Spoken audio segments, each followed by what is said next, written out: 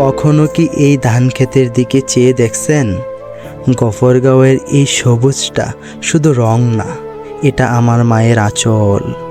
বাতাসের জাপটা যখন ধানগুলো মাথা নুয়ে দেয়, মনে হয় সে যেন পরম আদরে আমারে জড়িয়ে ধরে বলছে, তুই কি ভালো আছিস? এই মাটির প্রতিটি ধুলোকণায় আমার শৈশবের ঘ্রাণ লেগে আছে। ওই যে মানুষগুলো যাদের শরীর পুড়ে তামা হয়ে গেছে, যাদের হাতের চামড়া শক্ত হয়ে গেছে, ওরা কি কেবল ধান কাটছে? না, ওরা আসলে কাটছে আমাদের জীবন।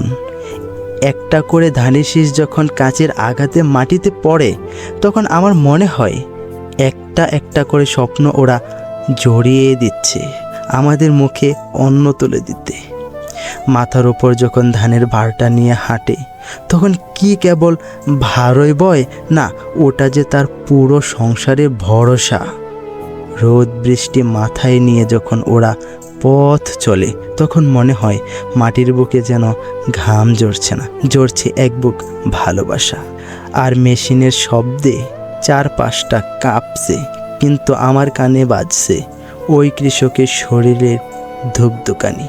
সোনার ধান যখন ঘরে ওঠে, তখন মনে হয় সারাটা বছর ধরে আমার বুকটা যেন শূন্য ছিল, তা আজ পূর্ণ হলো। এই যে মানুষ, এই যে ঘাম, আর এই যে মাটির মমতা, এর চেয়ে দামি আর কি আছে? এই মায়া কি কখনো ছেড়ে থাকা যায়?